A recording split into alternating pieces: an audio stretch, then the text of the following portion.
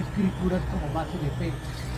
En este canal encontrarás teología reformada, Apocalipsis, el Espíritu Santo, profecía bíblica, el fraude del diezmo, diccionario bíblico, panorama bíblico, libros gratis. La Iglesia de Cristo debe reformarse o morir. Una lucha incansable contra la apostasía.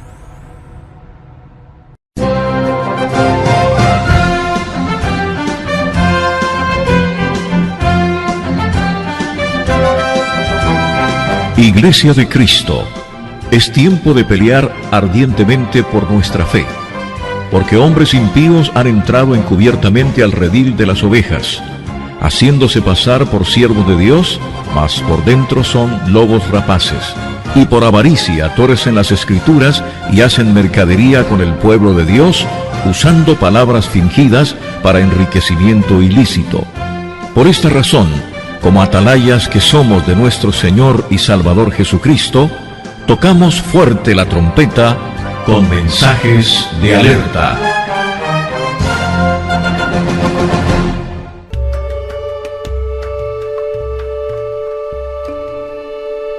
Y prediqué el sermón de mi vida sobre la Virgen María. Se podrán imaginar ustedes. Un sermón mariano en una iglesia pentecostal. Pastores y congregaciones evangélicas, fornicando con la gran ramera. El pastor Carlos Braida, de la Iglesia del Centro.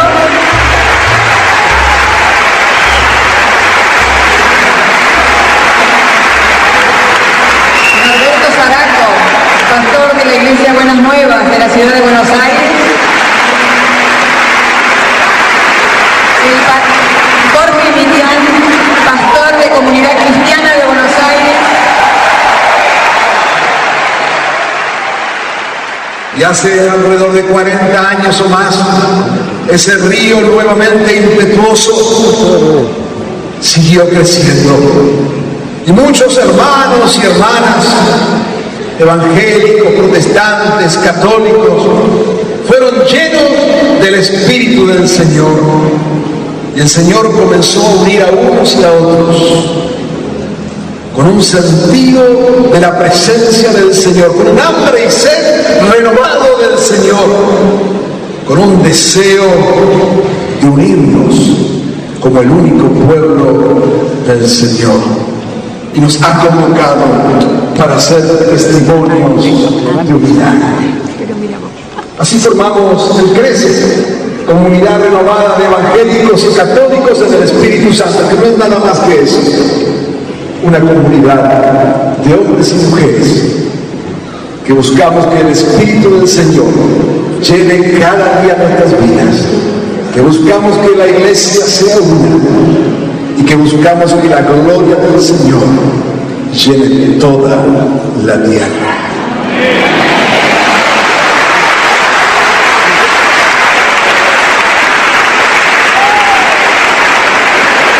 También queremos decirles que, como hemos anticipado, el hermano Marco Luis va a estar aquí dentro de pocos momentos.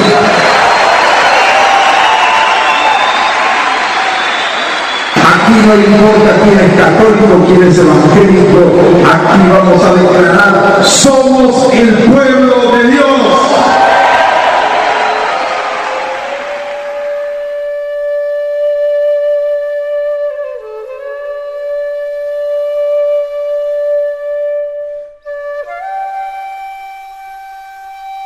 El gran fraude ecuménico, escrito por el pastor Miguel Rosell Carrillo, de Centro Rey Jesucristo, Madrid, España. Gloria a Dios. Apocalipsis 17, los primeros versículos dice: vino entonces uno de los 7 ángeles que tenían las 7 copas y habló conmigo diciéndome: ven acá y te mostraré la sentencia contra la gran ramera, la que está sentada sobre muchas aguas, con la cual han fornicado los reyes de la tierra, y los moradores de la tierra se han embriagado con el vino de su fornicación.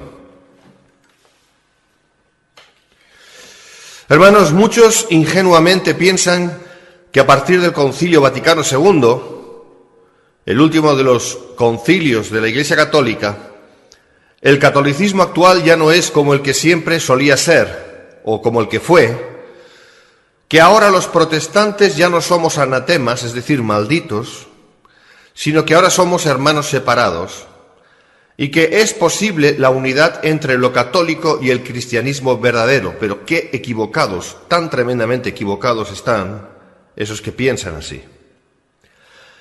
La realidad es que ese Concilio Vaticano II reafirmó los cánones y decretos de los concilios anteriores que definieron el dogma romano.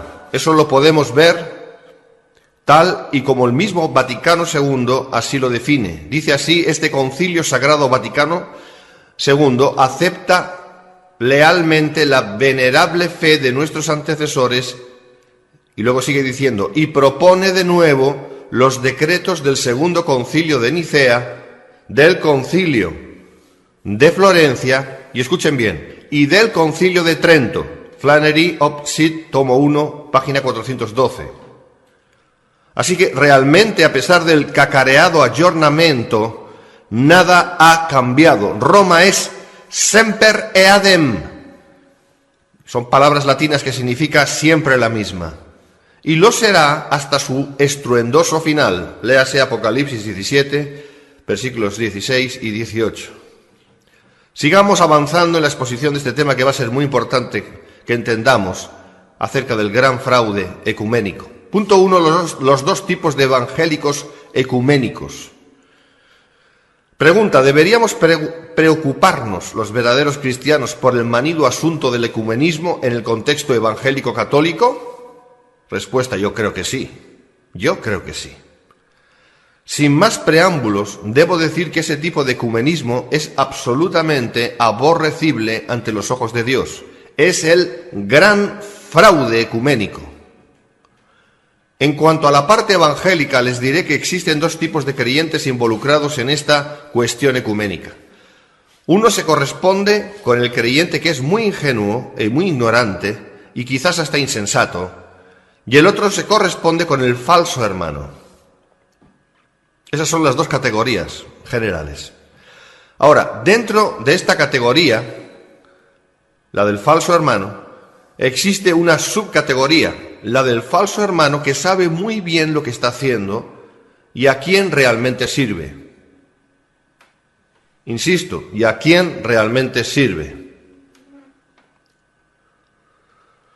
Sirve a ciertas instancias del Vaticano. De estos últimos incluso hay muchos llamados ministros. Sí, tal y como lo oyen. Medítenlo. ¿Les sería muy difícil a la institución del Vaticano el preparar concienzudamente a agentes suyos para que se hicieran pasar por ministros evangélicos, aún y por años, hasta que muchos creyentes confiaran en ellos sin llegar a percatarse de nada extraño? Para nada les sería difícil. Estos agentes católicos infiltrados estarían sirviendo a su Santa Madre Iglesia y a su Papa de esta manera, meritando de ese modo. Debo añadir que esto es una indiscutible realidad. La infiltración en las iglesias evangélicas y en el seno eclesial en general es una realidad absoluta que por lo dantesca, por lo horrible, a muchos les cuesta aceptar y aún pensar en ello. Pero no hagamos como el avestruz que esconde la cabeza cuando ve venir el león. Afrontemos los hechos y hagamos lo que está en nuestra mano hacer conforme la Biblia nos enseña. Escuchen la afamada Catherine Kuhlman, que nunca alentó a los católicos a salir de su iglesia, sino todo lo contrario. Y se la ve en foto tomada por las manos con gesto muy especial y exclusivo con el ya muerto Pablo VI. Tenemos a Benny Hinn, fiel discípulo de la Kuhlman, que estuvo hace poco en Roma rezando con el cura fraile Cantalamessa, con el cual también estuvo Marcos Witt. Y así muchos. ¿Qué está pasando? ¿Qué es esto? ¿Cómo es posible que estas personas supuestamente evangélicas estén confraternizando a nivel espiritual con gente de la Gran Ramera? ¿Cómo es posible? Es posible porque son todos de lo mismo, en cierta manera. Católicos carismáticos. Vamos a hablar de los católicos carismáticos. Hay que decir respecto al primer tipo de evangélicos mencionados arriba, sobre todo los de tipo neopentecostal carismático, que están muy engañados en cuanto a lo que realmente es un católico carismático. Han llegado a creer que en general un verdadero católico, y déjenme decir al respecto que hablo de un católico obediente y sujeto al dogma de su organización religiosa, porque hay muchos que se llaman católicos pero no son católicos.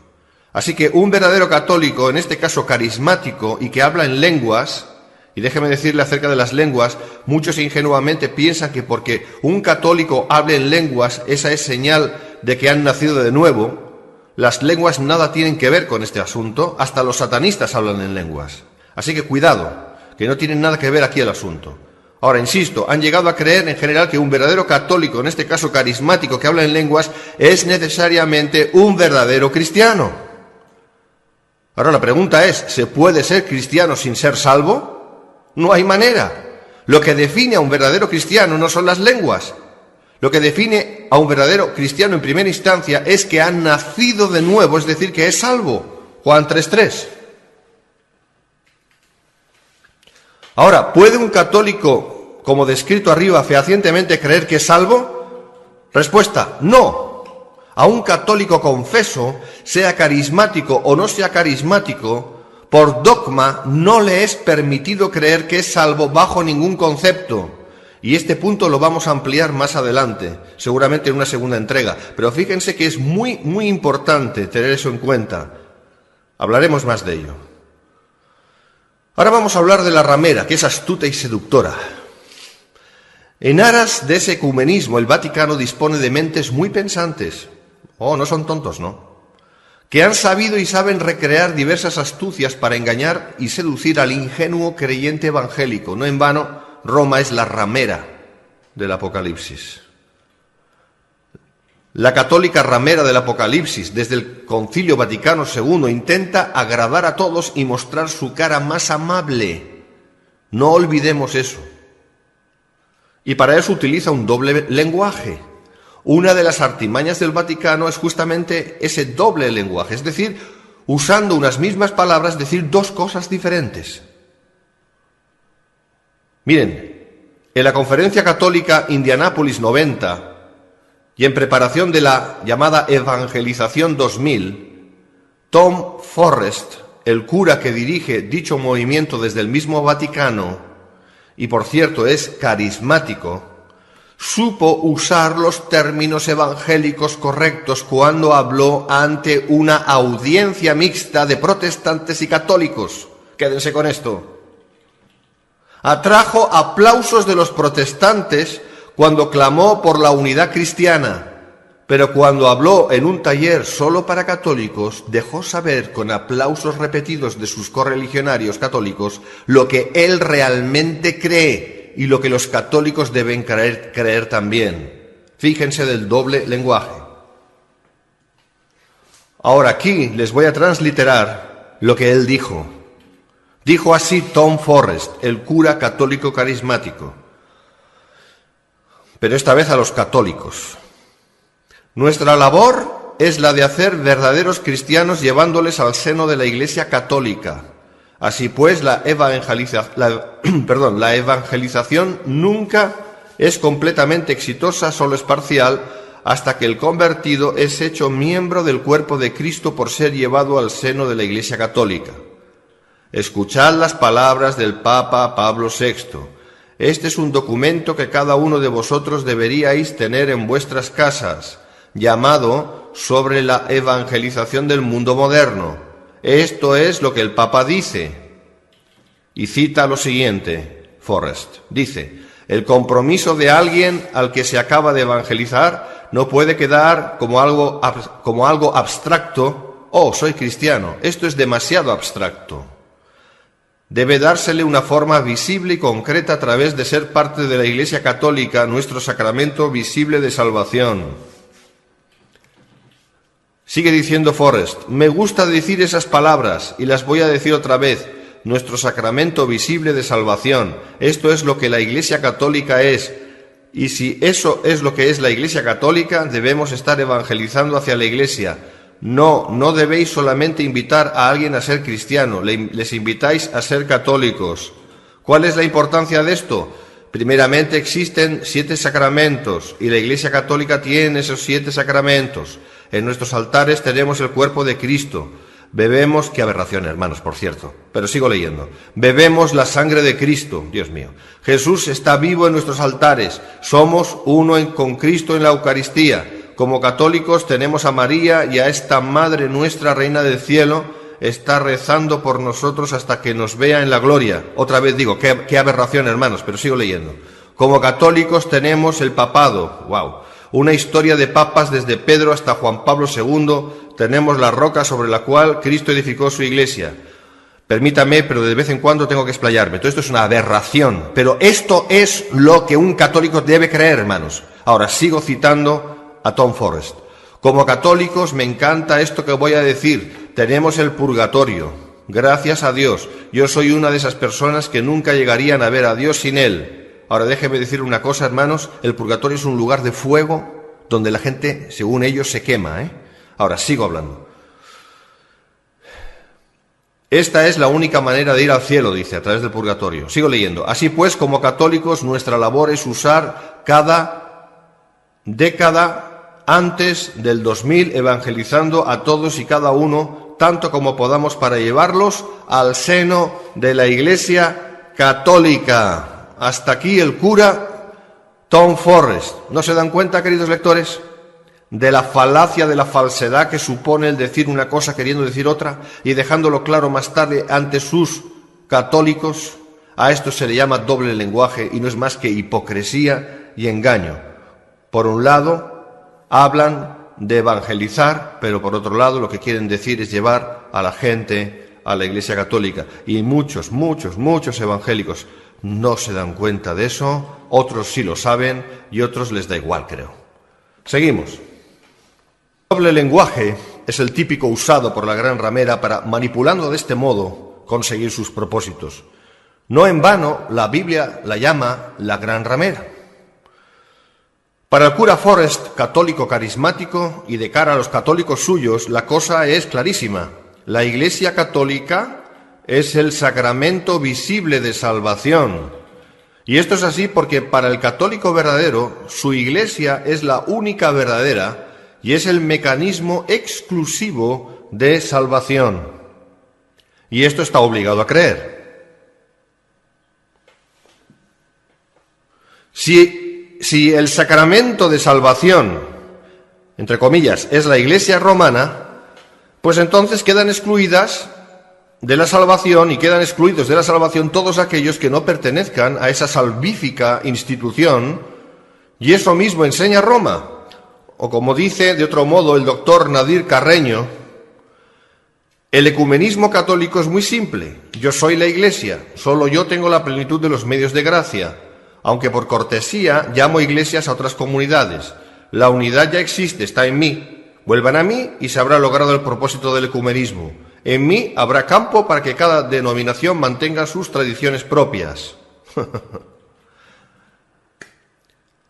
Solo hay salvación en la Iglesia de los papas, eso es lo que dicen y aseguran. Claramente Roma enseña que no hay salvación fuera de la Iglesia romana. En el principal documento del Concilio Vaticano II, la Constitución dogmática Lumen Gentium sobre la Iglesia, capítulo 1, leemos textualmente lo siguiente. Leo. Punto 14. El Sagrado Concilio pone ante todo su atención en los fieles católicos y enseña, fundado en la Escritura y en la tradición, que esta Iglesia peregrina es necesaria para la salvación, por lo cual no podrían salvarse quienes, sabiendo que la Iglesia católica fue instituida por Jesucristo como necesaria, rehusaran entrar o no quisieran permanecer en ella. Hasta aquí la cita. Y no cabe la menor de las dudas en cuanto a todo ello, cuando esa misma institución religiosa, por medio de sus responsables, asegura que ella es la única Iglesia de Cristo. El día 5 de septiembre del año 2000, el entonces cardenal Joseph Ratzinger, actual Papa Benedicto o Benedictus XVI, responsable entonces de la llamada Congregación para la Doctrina de la Fe, que siempre fue y es la Santa Inquisición, publicó la declaración siguiente, Dominus Lesus, y en ella reiteró que la Iglesia Católica Romana es la única verdadera, dice. Dicha declaración fue ratificada por el extinto Papa Juan Pablo II, diciendo con ciencia cierta y con autoridad apostólica, es decir, ex cátedra, es decir, con infabilidad. Supuesta, claro. Dice la Dominus Lesus en su artículo 17, cito, existe por lo tanto una única Iglesia de Cristo que subsiste en la Iglesia Católica, gobernada por el sucesor de Pedro y por los obispos en comunión con él. Y esto está transcrito en el Catecismo de la Iglesia Romana. Ahora bien, se identifica al sucesor de Pedro con el Papa romano. Por lo tanto, el católico está obligado a creer que la Iglesia de los papas es la única y verdadera Iglesia y que, por tanto, no hay salvación fuera de ella. Pues es evidente que un católico no puede ser cristiano si decide seguir siendo católico. Podríamos rizar el rizo, pero siempre llegaríamos a la misma conclusión. La Iglesia de Roma es la más grande de las sectas, ya que ella se autoproclama la única y verdadera Iglesia de Cristo. Es como los testigos de Jehová que dicen que solo ellos tienen la salvación, como los mormones que dicen lo mismo y como cualquier otra secta. Por lo tanto, buscar unidad con ese espécimen constituye el gran fraude ecuménico. Hermanos, se puede ver en fotos al famoso evangelista y muy ecuménico Billy Graham, que nunca alentó a los católicos a salir de su iglesia, sino todo lo contrario, y mostrándose tan amigo del Papa romano Juan Pablo II, uno de los mayores idólatras marianos que jamás hayan existido sobre la tierra. Ahora vamos a volver a la cuestión ecuménica. En esa conferencia católica carismática de Indianápolis 90, que estuve mencionando, asistió nada más y nada menos que el afamado apóstol C. Peter Wagner. Según la web oficial de la American Presbyterian Church, en su artículo titulado Full Seminary, Exhibit A, C. Peter Wagner, citando a Foundation, julio-agosto 1990, fue junto a George Kraft, ambos profesores del Fuller Institute, cito, figuras clave en la Conferencia Católica Carismática de Indianápolis 90, sus seminarios reportaron audiencias más numerosas que todos los demás allí. Fin de la cita. Pregunta, ¿qué estaban haciendo ahí esos supuestos evangélicos? ¿Qué pretenden esos ministros supuestamente evangélicos que por serlo conocen perfectamente, o por decir serlo al menos, conocen perfectamente acerca de lo que estoy escribiendo aquí, apareciendo como figuras clave en una conferencia católica? Pero hay mucho más que añadir a esto. En el artículo, que lo tienen ustedes en la página web nuestra, centrorey.org, en ese mismo artículo hay diferentes fotos. Evidentemente las fotos no se las puedo mostrar por audio, pero les digo acerca de las fotos. Se puede ver en foto al cura fraile Cantalamessa rodeado de otros curas y de pastores evangélicos. Se puede ver al domionista cantante Marcos Witt participando en un acto ecuménico, eso todo el mundo lo sabe. Se puede ver a Benny Hinn junto con Marcos Witt. Pregunta, ¿cómo se puede confraternizar con el espíritu de los papas romanos que dicen ser Cristo en la tierra, pero tan ciegos son o qué son realmente? Pero hay mucho más. Lo que voy a dar a conocer a continuación es escalofriante. Paso a transcribir algunas de las declaraciones de algunos muy conocidos ministros evangélicos acerca de la unidad y presuntamente cristiana en relación con el catolicismo romano. Declaraciones todas ellas hechas en un congreso ecuménico carismático patrocinado por el Comité de Servicio de Renovación Americana en St. Louis, Missouri, del 21 al 23 de junio del año 2000 y llamado Celebration Jesus 2000, o en español, Celebración de Jesús 2000. Me tomo la libertad de hacer algunos comentarios respectivamente porque no me puedo callar, hermanos. Si callara, pecaría. Fíjense, Vincent Sinnen, neopentecostal y ecuménico convencido, dijo lo siguiente. Vincent Sinnen es muy conocido, por cierto. Dijo así: hay personas en St. Louis del cuerpo de Cristo, y las describe. Dice, católicos, episcopalianos, luteranos, bautistas, pentecostales, etc. A pesar de nuestras diferencias teológicas, Jesús oró para que pudiéramos ser uno. Dios está derrumbando las barreras para que podamos mostrar al mundo nuestra unidad. Fin de la cita. Me hago una pregunta. ¿Las diferencias teológicas no son importantes? ¿Es igual lo que cada uno crea con tal de ser uno? ¿Cómo se puede ser uno no pudiéndolo ser? ¿Fue Cristo uno con la doctrina de los fariseos y con los fariseos, que eran los creyentes de su tiempo? La auténtica barrera que Dios derrumbó fue la levantada por el pecado, por enviar a su Hijo a dar su vida por nosotros, la sola fe en Cristo. Ese es el mensaje bíblico sin añadiduras, como la tradición católica, por ejemplo. Y no nos engañemos. Ahí podemos ver la foto de Vincent Sinnen con algunos religiosos más. ¿Quién son esta gente realmente? El obispo Samuel Green, de la Iglesia de Dios en Cristo, dijo, cito, necesitamos recibir a todos los grupos, católicos, episcopalianos, bautistas. Yo admiro al Papa, no estamos reconciliados con Dios a menos que aceptemos a otros sin importar su denominación. Fin de la cita. Pero ¿cómo podemos llamar al catolicismo una denominación cristiana cuando la Biblia le llama y le dice que es la gran ramera, hermanos? Ni siquiera es denominación, ya que se considera el catolicismo único de Cristo. Es una secta. ¿Y qué cristiano auténtico puede decir yo admiro al Papa? ¿Qué es esto? Nancy Keller, una monja católica entre los evangélicos, advirtió: les gusta mucho amenazar, aunque sea de una manera subrepticia. Y dijo, debemos confesar nuestros pecados por cómo hemos quebrado el cuerpo de Cristo a través de la división. Fin de la cita. ¿División? Sí, aunque más que división debería ser separación. No os unáis en yugo desigual con los incrédulos, porque qué compañerismo tiene la justicia con la injusticia y qué comunión la luz con las tinieblas. Sigo.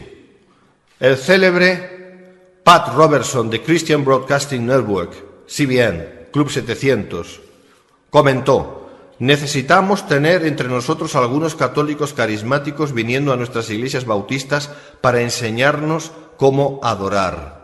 Fin de la cita. Es lamentable esto. Lamentable, Pat Robertson. ¿Cómo es posible que pueda decir estas cosas? ¿Qué espíritu le mueve a hablar estas cosas? Así pues, para estas personas presuntamente comprometidas con el Evangelio de nuestro Señor Jesucristo, según hemos leído, pues hay varias cosas que vamos a destacar lo que han dicho. Lo vamos a poner por puntos para que no perdamos ninguna impresión del aspecto. A. El catolicismo es parte del cuerpo de Cristo, según ellos. B. Es la voluntad de Dios la unidad de los cristianos con los creyentes en el catolicismo, según ellos. C. Dios quiere mostrar al mundo la unidad de los verdaderos creyentes junto con los creyentes en el catolicismo romano, dicen ellos. D. Necesitamos recibir como hermanos en la fe a los profesantes del catolicismo, dicen ellos. E. Quizás también admirar al Papa de Roma. F. Dios no nos perdona a menos que aceptemos la fe católica. G. Es división que apena a Dios no mezclarse con el catolicismo. Y quizás lo más pintoresco de todo, H. Deberíamos adorar como lo hacen los católicos carismáticos y también quizás a María, quizás rezarle en lenguas. Y digo de nuevo, ¿cómo se puede estar tan ciego? O no son tan ciegos muchos de ellos. Sigamos. ¿Puede un católico romano ser verdadero cristiano? Aquí vamos a entrar en la cuestión. Y de hecho, este estudio lo estamos dando en una sola parte, ya lo digo aquí claro para que nadie busque una segunda. ¿Puede un católico romano ser verdaderamente cristiano? Retomamos lo que explicábamos al principio. Para un católico sea carismático o no, no importa, su iglesia le prohíbe creer que es salvo, aduciendo que si hace de este modo, incurre en pecado de presunción. Escuchen bien, se llama pecado de presunción el creer que uno es salvo. Ese sería para Roma uno de los peores pecados, porque según esa institución religiosa se cometería contra el Espíritu Santo y sería la presunción de salvarse sin merecimientos, dice. El Catecismo de la Iglesia Católica enseña que si una persona cree tener la seguridad de que irá al cielo cuando muera, comete el pecado de presunción. Ahora vamos a probar lo que estamos diciendo. Leemos del siguiente modo el citado Catecismo, que es el dogma que tienen que creer. Dice así, cito, hay dos clases de presunción. O bien el hombre presume de sus capacidades esperando poder salvarse sin la ayuda de lo alto, o bien presume de la omnipotencia o de la misericordia divinas esperando su perdón sin conversión y la gloria sin mérito. Página 465, número o punto 2092 del Catecismo, versión española. Fin de la cita. Esta declaración conciliar, hermanos, invalida la misma Escritura, donde Dios nos dice que los verdaderos cristianos, por gracia, somos salvos por medio de la fe, y esto no de nosotros, pues es don de Dios, no por obras, para que nadie se gloríe. Efesios 2, 8, 9. Pero si un católico quiere ser y definirse como católico, está obligado por ley canónica romana a no declarar que es salvo por la fe, contradiciendo así la misma Escritura.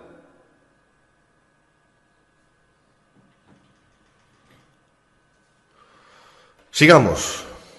La católica es una salvación aleatoria.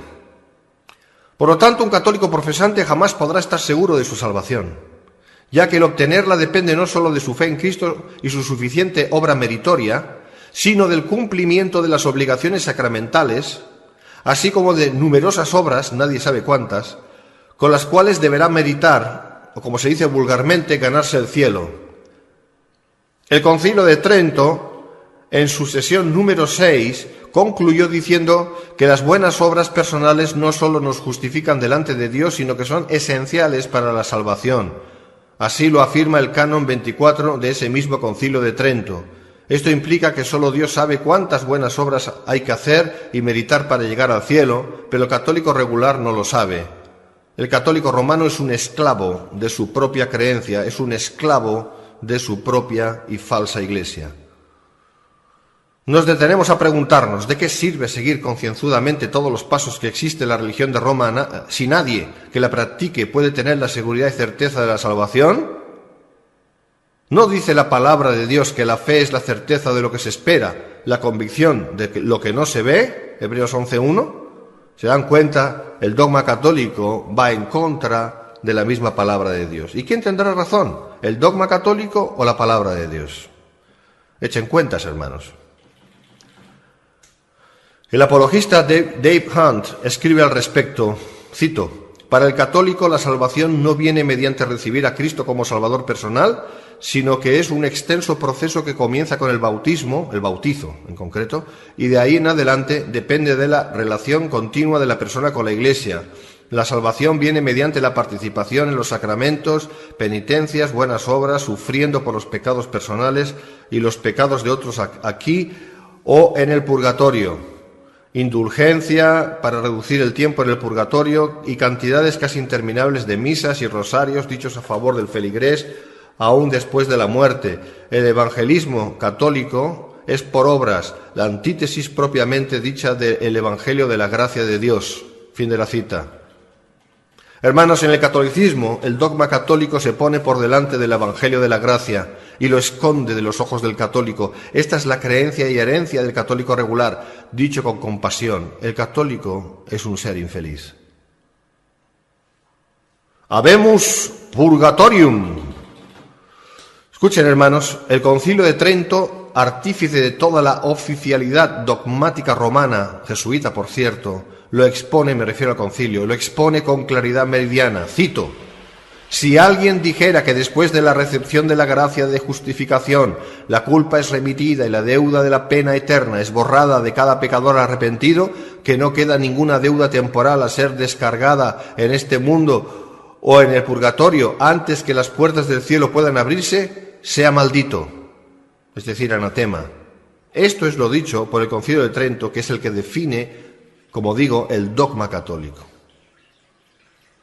Así pues, para la Iglesia católica, la gracia que justifica contradiciendo lo que enseña la Biblia no es suficiente. La gracia no es suficiente para la Iglesia católica.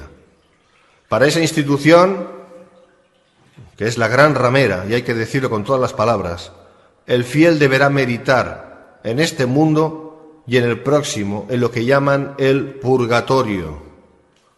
Los pecados deben ser expiados. Esto puede hacerse en este mundo mediante tristezas, miserias y tribulaciones de esta vida y sobre todo mediante la muerte. Eso es uno de las declaraciones del Concilio Vaticano II. En esta declaración dogmática conciliar vemos que la verdadera expiación, la que logró para todos los hombres Cristo Jesús, brilla por su ausencia y es sustituida por las tristezas, miserias y tribulaciones de esta vida. En otras palabras, no solo es insuficiente el sacrificio inigualable de Cristo para cada hombre, sino que además cada hombre debe ser su propio Cristo. ¡Qué blasfemia! Sobre el asunto de la muerte, como lugar de expiación, Roma sigue diciendo a través del Concilio Vaticano II, cito: de lo contrario, la expiación debe hacerse en el más allá, bueno, es un país también, mediante el fuego y los tormentos o castigos purificadores, es decir, el lugar de la purga. Es el llamado purgatorio, lugar inexistente por otra parte. Para el católico, la sangre de Cristo no es suficiente para purgar sus pecados. Es necesario el fuego atormentador, el cual, según esta institución, logra purgar dichos pecados. Es el fuego y no la sangre de Cristo. Terrible, terrible, terrible, terrible, terrible blasfemia. Y en el artículo escrito, ustedes lo pueden encontrar en centrorey.org. En la foto 19 ven ustedes la representación del purgatorio con los justos quemándose. ¡Qué horror! ¿Querrá Dios que los que han creído en su Hijo se quemen por siglos en ese supuesto lugar? ¡Qué falsedad! Pues esto es lo que un católico regular está obligado a creer. Y acordémonos de las palabras del cura carismático Tom Forrest, las infames palabras. Cito: como católicos, me encanta esto que voy a decir, tenemos el purgatorio, gracias a Dios. Yo soy una de esas personas que nunca llegaría a ver a Dios sin él. Fin de la cita. Yo te digo, tú no vas a ver a Dios a través del purgatorio. Número 1, el purgatorio no existe. Número 2, si no eres salvo, no verás a Dios. Pero fíjense que Forrest está ansioso por pasar por ese lugar de tormento. A esto se le llama, hermanos, masoquismo. En modo alguno el catolicismo romano puede ser cristiano, en modo alguno. Y sin embargo, como venimos diciendo, muchos evangélicos han llegado a creer que esos infelices católicos son hermanos en la fe. Lo siento, pero no lo pueden ser. Sí siguen creyendo la nefanda e infame doctrina de los papas, por tanto, poniéndola por encima de la Escritura. El católico deberá escoger entre la Escritura y la doctrina de los papas. Si escoge lo primero, automáticamente dejará de ser católico.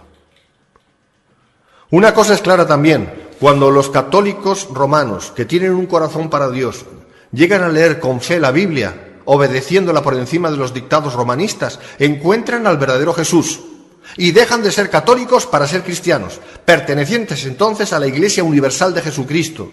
Inmediatamente esto hace que salgan de esa institución infecta e infernal y busquen una iglesia verdaderamente evangélica donde se predique la sana doctrina de nuestro Señor Jesucristo.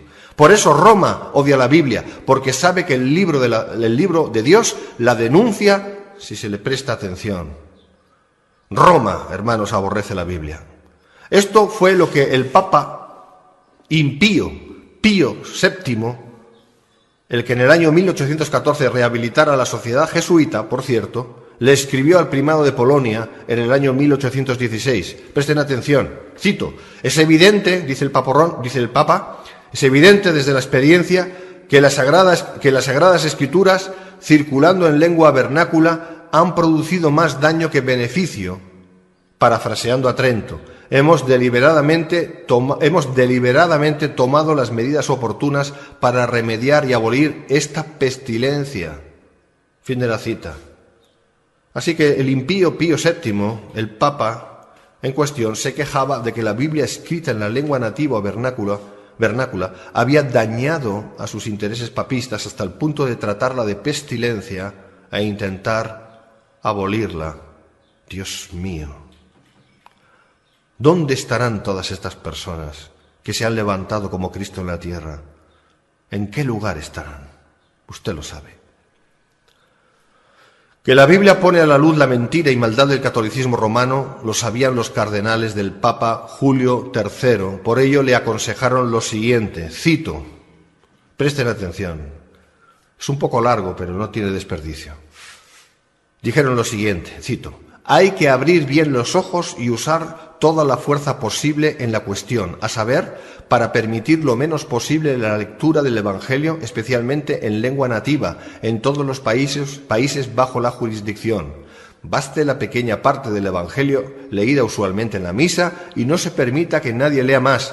En cuanto el pueblo esté contento con esa pequeña porción, florecerán los intereses de vuestra santidad.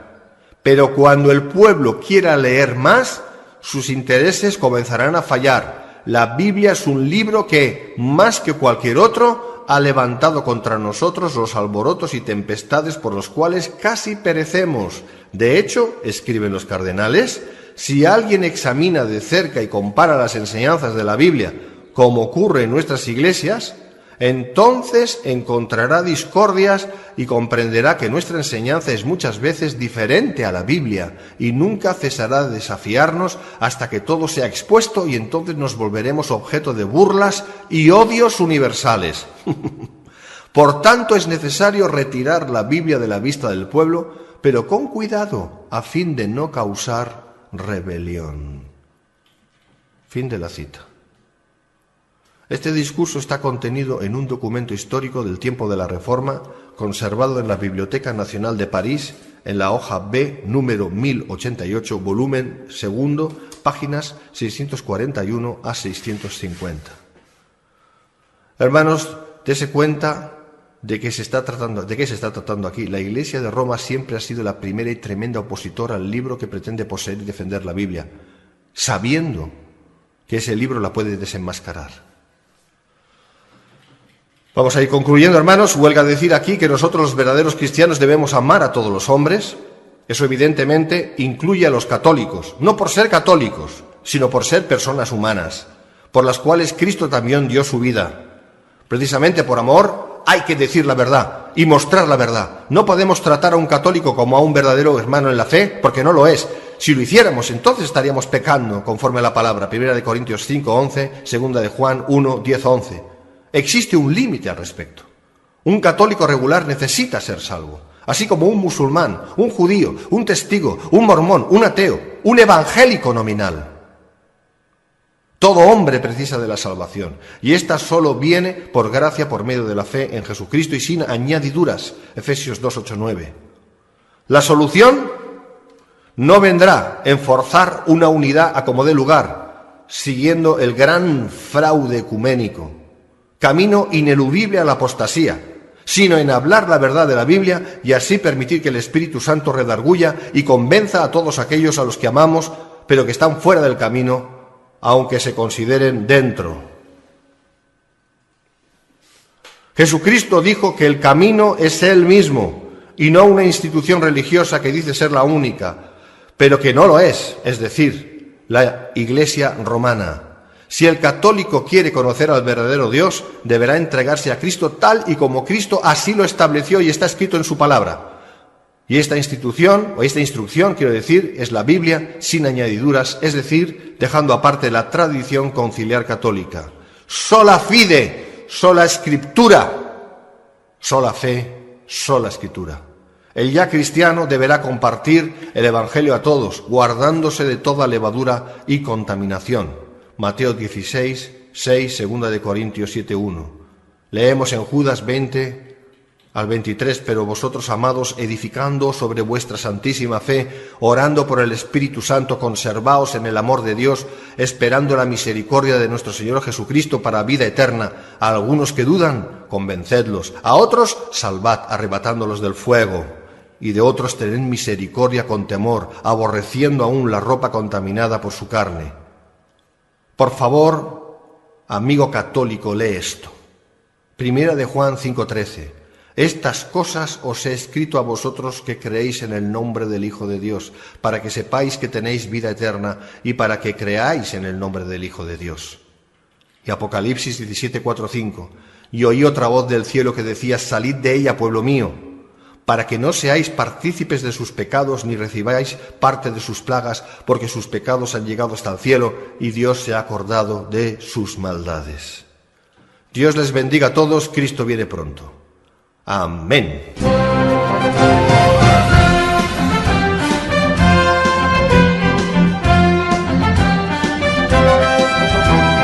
Pueblo de Dios, recuerda que fuimos rescatados de la vana manera de vivir, no con cosas corruptibles como oro o plata, sino con la sangre preciosa de Cristo. Así que velad y estad firmes en la fe, porque Satanás y sus ministros se disfrazan como ángeles de justicia y de luz. Por tanto, no creáis a ninguna palabra de hombre como si viniese de Dios. Antes, examinadla a la luz de las Escrituras, y permaneced velando en oración, recordando que nuestro Señor Jesucristo viene pronto por su iglesia. Este fue un mensaje de alerta.